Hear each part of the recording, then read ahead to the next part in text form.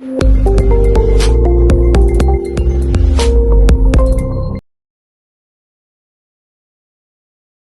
Everyone, greetings from doctor Rashmi's homeopathy. आज के इस वीडियो में हम जानेंगे मिनरल किंगडम से आने वाली एक बहुत इंपॉर्टेंट दवा थैलियम मेटालिकम के बारे में। थैलियम एक इनर्ट मेटल है, पीरियोडिक टेबल में एक हैवी मेटल की कैटेगरी में आता है। बहुत जल्दी इसका रिएक्शन देखने को मिलता नहीं है, लेकिन होम्योपैथिकली द प्रोसेस ऑफ पोटेटाइजेशन से ये दवा को प्रिपेयर किया गया है और होम्योपैथी में इसका बहुत अच्छा प्रयोग रहता है। होम्योपैथी की खासियत यही है, खूबसूरती यही है कि ऐसी ऐसी चीज़ों से भी दवाइयाँ बनाई जाती है जिसको सोच पाना भी बहुत मुश्किल है। जैसे जहरों को कन्वर्ट करके दवाइयाँ बनाई जाती हैं, ऐसे इनर्ट मेटल्स को यूज़ किया जाता है जो किसी से रिएक्ट नहीं करते हैं और जिसको होम्योपैथी में काफ़ी अच्छी तरह से यूज़ किया जाता है और अच्छे रिजल्ट्स मिलते हैं। तो थैलियम मेटल जो कि एक हैवी मेटल है, उससे दवाई बनाई जाती है। इसका जो मेन एक्शन होता है एंडोक्राइंस पर होता है, स्पेशली एड्रेनलिन पे, और आपके जो थायराइड ग्लैंड होता है उस पर इसका बहुत अच्छा एक्शन होता है। अगर हम क्लिनिकल प्रैक्टिस की बात करें तो थैलियम मेटालिकम को ज़्यादातर जो यूज़ किया जाता है वो नसों की कमज़ोरी के लिए यूज़ किया जाता है। ऐसी ऐसी बीमारियां जिसमें नसें कमज़ोर हो जाती हैं, उनकी कवरिंग पे प्रॉब्लम आती है, उनकी कवरिंग में इन्फ्लेमेशन हो जाती है, उसमें यूज़ की जाती है। पैरों में वीकनेस रहती है तो कमर से निचले हिस्सों में अगर वीकनेस आ रही है और नमनेस आ रही है, सुन्नपन हो रहा है, तो थैलियम मेटालिकम एक बहुत अच्छी दवा मानी जाती है। ऐसी बीमारियां जिसमें आपके लोअर लेग्स अफेक्टेड होते हैं, जैसे मैं इसको सबसे ज़्यादा प्रयोग करती हूँ एमएनडी के पेशेंट्स के ऊपर, क्योंकि एमएनडी के पेशेंट्स की जो शुरुआती लक्षण होते हैं वो पैरों की कमज़ोरी से शुरू होते हैं। सबसे पहला सिम्टम तो स्लर्ड स्पीच होता है, मतलब आवाज़ बदल जाती है, आवाज़ समझ में नहीं आती है, लेकिन साथ के साथ पैरों में कमज़ोरी आने लगती है। पेशेंट जब खड़े होने की कोशिश करता है तो लड़खड़ाने लगता है, बैलेंस नहीं बनता है और पैर थरथराने लगते हैं उसके, वापस वो बैठ जाता है और धीरे धीरे करके ये कमज़ोरी आगे बढ़ती चली जाती है। तो थैलियम मेटालिकम का प्रोसेस कैसा रहता है? सबसे पहले वीकनेस आती है, वीकनेस के बाद ट्रेम्बलिंग होती है, मतलब पहले वीकनेस आई, उसके बाद पैर कांपने लगे, ट्रेम्बलिंग हुई, ट्रेम्बलिंग के बाद नमनेस होती है और नमनेस के बाद होता है पैरालिसिस, यानी पूरी तरह से पैर काम करना बंद कर देते हैं। तो ये चारों स्टेप पर, वीकनेस, ट्रेम्बलिंग, नमनेस और पैरालिसिस, ये चारों स्टेप्स में थैलियम का यूज होता है।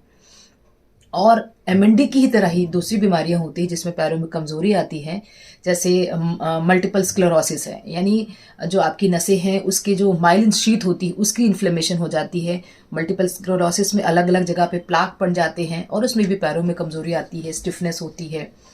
या क्लिनिकली अगर बात करूँ तो बच्चों के अंदर इस दवा को यूज करते हैं, जहां पर जो बच्चे सेरेब्रल पाल्सी के बच्चे होते हैं, जिनको पैरों में कमजोरी रहती है, चलने फिरने में तकलीफ होती है, थोड़ा सा चल के वो गिर जाते हैं, या बैलेंस का डर हमेशा बना रहता है, सपोर्ट के साथ चलते हैं कुछ बच्चे जिनको ज़्यादा सीपी का प्रॉब्लम रहता है, या कुछ बच्चे चलते हैं लेकिन थोड़ी सी ज़मीन ऊबड़ खाबड़ हुई, थोड़ा सा भी ऊंच नीच हुआ तो वो गिर जाते हैं, या हमेशा सपोर्ट के साथ चलते हैं। तो थैलियम एक ऐसी दवा है जो आपके पैरों की वीकनेस को, कमजोरी को दूर करके, जो नमनेस आ जाती है, कमजोरी आ जाती है, उसको दूर करके पैरों में स्ट्रेंथ देता है, सो दैट कि चलना फिरना थोड़ा इजी हो जाए। इसके अलावा यह दिया जाता है पैरालिसिस में।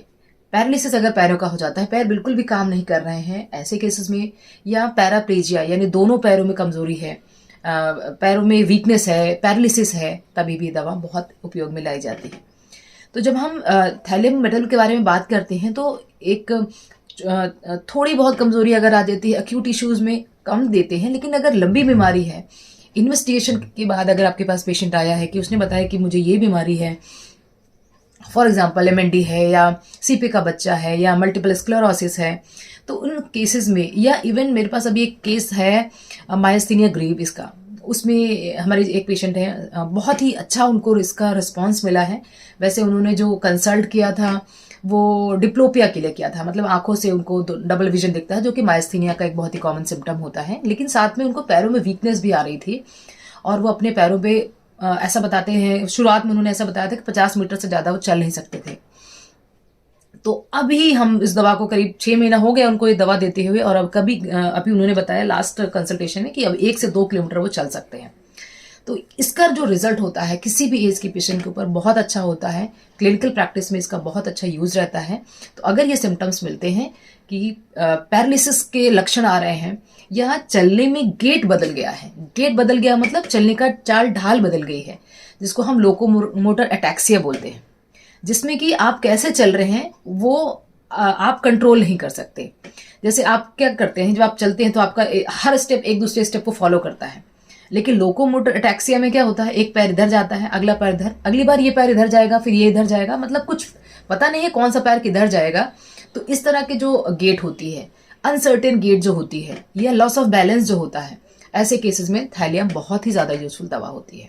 इसके अलावा एक और इम्पॉर्टेंट कंडीशन जहां पर थैलियम को हम देते हैं वो है पॉलीन्यूराइटिस के केस में। पॉलीन्यूराइटिस मतलब मल्टीपल नसों का इन्फ्लेमेशन अगर होनी शुरू हो गई है, जिसमें बहुत ही सिवियर पेन होता है, ऐसा सिवियर पेन जिसको इलेक्ट्रिक शॉक टाइप पेन बोलते हैं, यानी नसों का जो दर्द होता है इतना पेनफुल होता है कि जैसे लगता है कि बिजली का झटका लग रहा हो। इस तरह के इन्फ्लेमेटरी चेंजेस हुए हैं बॉडी में और इस तरह का पेन होता है, उसमें भी थैलियम दिया जाता है। साथ के साथ ऐसी बहुत सारी कंडीशंस होती हैं जिसमें मसल मास कम होने लगता है, मस्कुलर एट्रोफी होने लगती है। इसमें जैसे काफ मसल है, आपकी पिंडलियां हैं, पिंडलियों की जो मसल्स है, जो मसल मास है, जो मोटी सी एक लेयर होती है, वो कम होने लगती है। धीरे धीरे करके आप देखेंगे पैर पतले होते जा रहे हैं, स्पेशली नीज से नीचे, घुटने से नीचे अगर पैर पतले होते जा रहे हैं ड्यू टू सम पैथोलॉजी, कोई कारण है, उसके बाद अगर इस तरह के एट्रोफी हो रही है, वहां पर इसको दे सकते हैं। इसके साथ साथ में बहुत सारी और कंडीशंस में ये दवा को दिया जा सकता है, जैसे अक्यूट हेयर फॉल है। अब हेयर फॉल में थैलियम को कभी कोई डॉक्टर बहुत ही कम रिकमेंड करते हैं, ज्यादातर वही हमारी विनका माइनर, फ्लोरिक एसिड, यही सारी दवाइयां हम इसमें देते हैं, इवन एसिड फॉस भी देते हैं। लेकिन एसिड फॉस से ही सिमिलर एक दवा है, यही दवा है थैलियम, जिसमें अक्यूट बीमारी के बाद मलेरिया हुआ, टाइफाइड हुआ, जॉन्डिस हुआ और उसके बाद इतने हेयर फॉल हो रहे हैं कि कंट्रोल में नहीं आ रहे हैं, तो उसमें भी थैलियम मेटालिकम एक बहुत अच्छा काम करती है।